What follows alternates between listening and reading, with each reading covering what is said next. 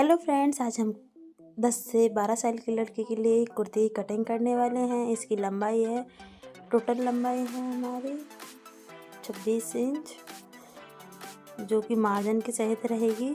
आस्तीन हम अपने अकॉर्डिंग रखेंगे, थोड़ी लंबी रखनी है इसके नाप से। यहाँ पे सीना हमारा पूरा फुल साइज हमने नाप लिया है, जो कि मार्जिन के साथ रहेगा। और हमने कपड़े को कट करके ले लिया है, जो हमें जितना चाहिए उतना। इसे हमने डबल फोल्ड करके फिर फोर फोल्ड कर दिया है। ये बॉर्डर वाला हिस्सा हमारा नीचे की तरफ रहेगा। अब यहाँ से हम लंबाई लेंगे बॉर्डर वाले हिस्से से। ये फुल लेंथ है हमारी 26 इंच, जो कि मार्जिन के सहित है। हमने इसमें 2 इंच मार्जिन के लिए बढ़ा लिया है, वैसे इसकी लंबाई है 24 इंच। गले के लिए हमने 1.5 इंच पे और कंधे के लिए 3 इंच पे निशान लगाया है। आर्मोल हमने 5.5 इंच लिए हैं, यहाँ पे गोलाई दे दी है। अब हम यहाँ पे इसकी जो लंबाई है कट के लिए उस पे निशान लगाएंगे। यहाँ पे हमने लंबाई ली है 10.5 इंच। सीने के लिए निशान हम लगाएंगे 7 इंच पे, हिप के लिए 7.5 इंच पे और कमर के लिए भी 7 इंच पे, क्योंकि बच्चों की कमर हिप सीने में ज़्यादा अंतर नहीं रहता। ये हमारा जो कमर सीने का नाप था हिप का, वो 4 से हमने डिवाइड करके लिया है, जो हमारा पूरा फुल नाप है। 28 सीना था, 26 कमर थी, 29 थे हमारे हिप। उसी के हिसाब से हमने ये निशान लगाए हैं। अब इनकी कटिंग कर देंगे। ये कुर्ती की कटिंग हो गई है।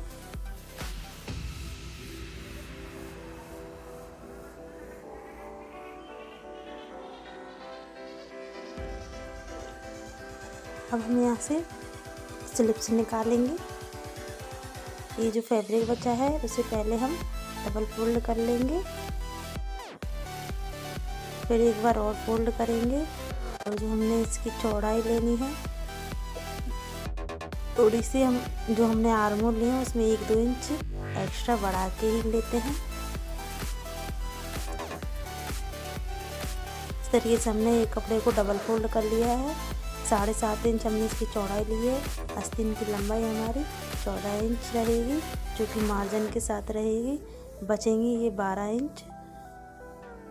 हमने स्लिप्स के निशान लगा के अब इसकी कटिंग कर लेंगे।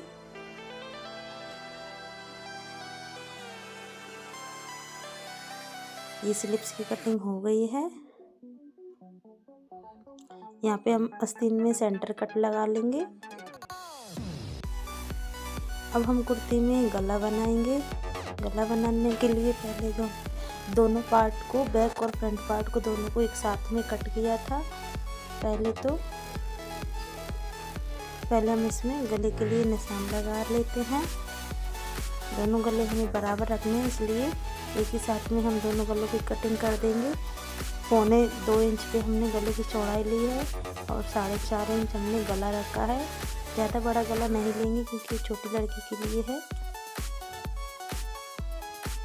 अब जो हमारा एक्स्ट्रा फैब्रिक बचा था उस पे हम गले को बनाएंगे। एक्स्ट्रा फैब्रिक को हमने पहले नीचे रखना है, फिर हम इस पे जो मेन फैब्रिक पे हमने गला कट किया है उसको अच्छे से सेट करके रख लेंगे। अब इसी पे हमें गले पे थोड़ी दूरी से सिलाई लगानी है, ज़्यादा दूरी से नहीं लगानी है, मतलब ज़्यादा अंदर से सिलाई नहीं लगाएंगे, नहीं तो गला ज़्यादा बड़ा हो जाएगा। 2 पॉइंट से हमें सिलाई लगानी है, 2 पॉइंट थोड़े बचने चाहिए।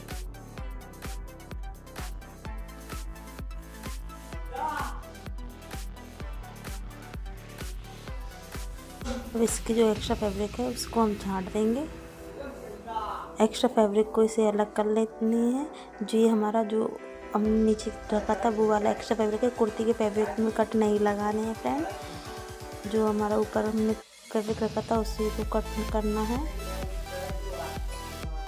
इस पे हम दूसरा वाला जो पीछे का गला है और आगे का, दोनों को इसी तरीके से बनाना है। इस पे भी हम सिलाई कर लेंगे इसी तरीके से।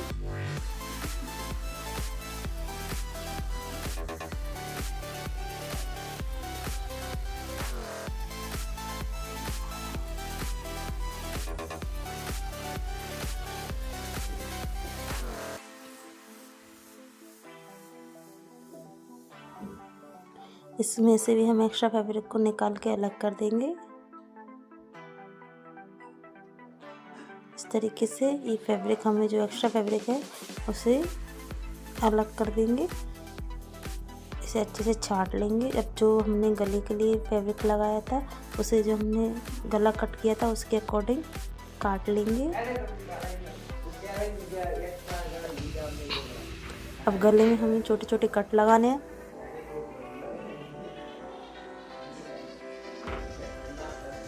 जो एक्स्ट्रा फैब्रिक सिला था उसी को हमने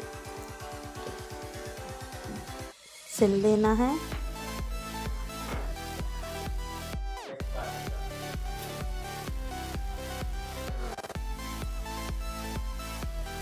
इसे फोल्ड करके हमें सिल देना है।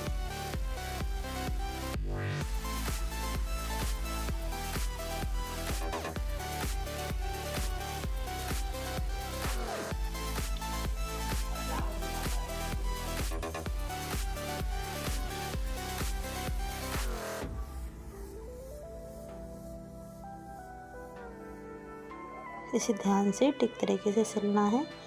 फ्रेंड्स, अभी हम यहाँ पे ना बुकरम पे गला नहीं बना रहे हैं, नॉर्मल कपड़े से गला बना रहे हैं, इसलिए इसे इस तरीके से हमें सिला है। पहले एक्स्ट्रा फैब्रिक पे हमें गले को सिलना है, फिर उसे एक्स्ट्रा फैब्रिक को छाट के इस पर सिलाई करके, फिर उसे बैक पार्ट में हमने फोल्ड करके अब हम गले पे ही सिलाई लगा रहे हैं। इस तरीके से हम गले की स्टिचिंग कर लेंगे। गले पे हम इनको सिलाई लगाएंगे।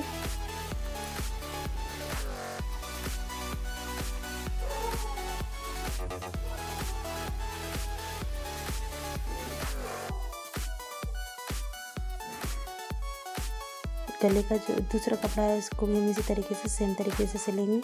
गले का एक्स्ट्रा फैब्रिक कट कर लेंगे और गले की गोलाई पे हमें हल्के से कट लगाने हैं। एक्स्ट्रा फैब्रिक को ठीक से छांट के इसकी स्टिचिंग कर लेंगे।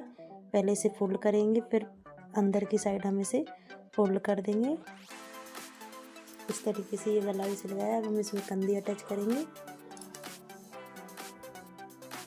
दोनों साइड जो सीधी साइड है उन्हें हमें आमने सामने रखना है और कंधी को सिल देंगे। इसी तरीके से दूसरी साइड की कंधी भी सिलेंगे।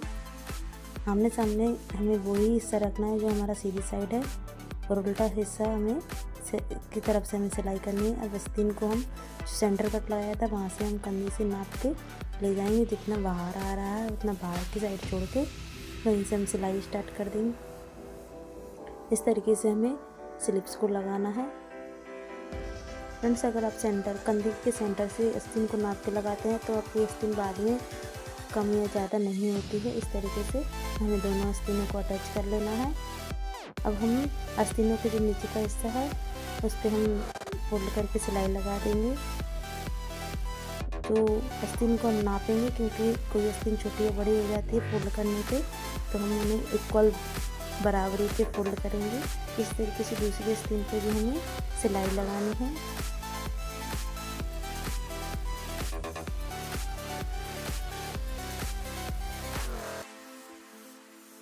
अब हम फिटिंग लगाएंगे। आस्तीन को फोल्ड करेंगे, कपड़े को अच्छे से हमें प्रॉपर सेट करके जमा के फिर हम इस पर फिटिंग का निशान लगा के और फिटिंग के लिए सिलाई लगा देंगे। फ्रेंड्स, वीडियो पूरा ज़रूर देखें, अंत तक देखें, जब भी वीडियो समझ में आएगा। अब हम इसमें जो कट के निशान रहते हैं उस पर सिलाई लगानी है। वहाँ तक हमें यहाँ पे 10.5 इंच पे कट रखा है, वहीं से हमने इस पर सिलाई लगाई है।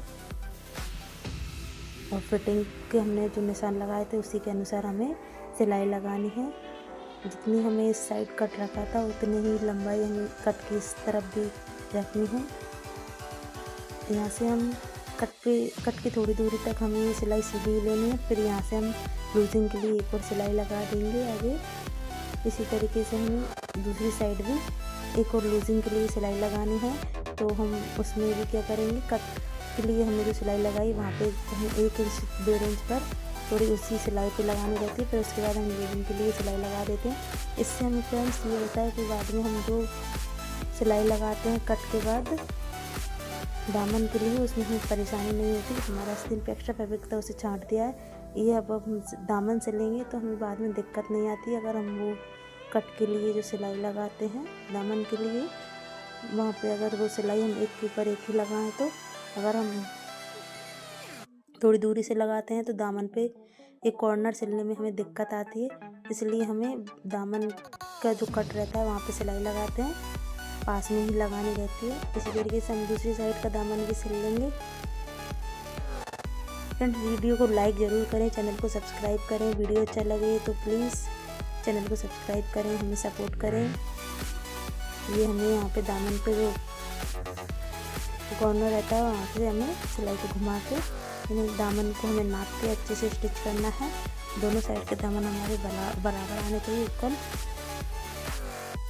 हम नीचे की साइड के दामन को भी फोल्ड करके सिल लेंगे। जो नीचे का साइड रहता है बॉटम हिस्से को भी हमें सिलना है फोल्ड करके। इस तरीके से हम इसे भी सिल लेंगे।